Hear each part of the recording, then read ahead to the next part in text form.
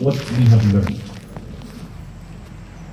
He who engages in all of these practices, my dear brothers and sisters, is called a sadhana. A sadhu is a person who is actively participating and actively engaging in work. So you find if you are doing pujas, you're going to the mandirs, you're coming to yajna, you're sweeping the temple, you're a sadhu.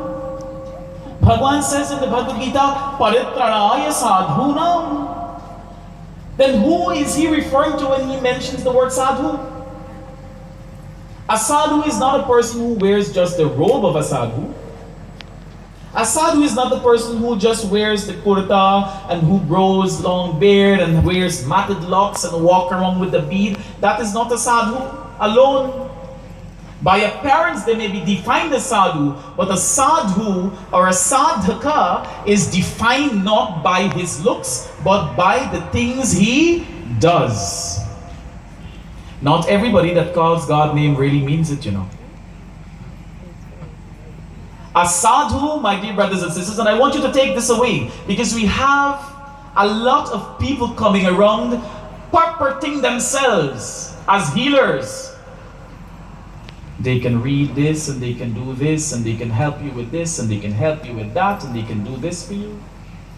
And believe it or not, by the time you begin to take stock of yourself, you've lost all your wealth. A sadhana, my dear brothers and sisters, is someone who is sincere, someone who is honest in his transactions in the world, and someone, in other words, he's a karma yogi. He's a person who is actively engaged in work. And so, Hanumanji is said to be protecting those categories of people. Sadhu, then the second one is called Sant. Who is a Sant? A Sant is a saint. A saint is a learned person. A saint is an intelligent person. Man who studies, man who reads, man who goes into the depths of knowledge, and man who brings this knowledge and distributes it to all the ordinary and shares it with his fellow brothers and sisters. Man who educates, he's a Sant. Man who practices discipline, he's a Sant.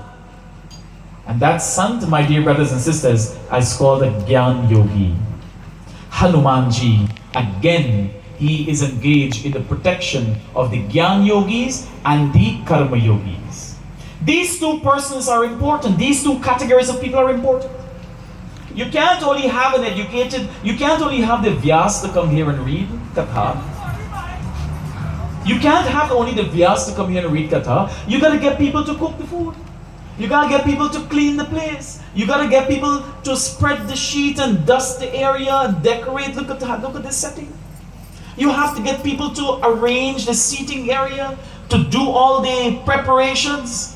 Those are the karma yogis. And in the process of doing the action, the thoughts are linked with God. Whereas the Gyan yogi comes now, the intelligent man, the well-read man, and he delivers katha. And in the process of delivering katha, he is also thinking about God. So there is the sadhu, the active man, and there is the sant, the inspired man. The sadhu does the action, and the intelligent man inspires others to act. Bhagavan Krishna says in the Bhagavad Gita, in every action there is inaction. What does that mean? That the karma yogi, though he's actively engaged in work, inactivity is going on there too, because his mind is linked with the Lord. We can't see that. And the man who studies, who reads, in inaction, there's action also. His mind is constantly engaged in thinking about God, in glorifying God. So the sadhu seeks God through the form of service, of seva, and the jnani seeks God through the medium of studies and knowledge. So sadhu sant ke tum rakhware, he comes to protect his people. These two people, these two categories of people in the world are important. Asura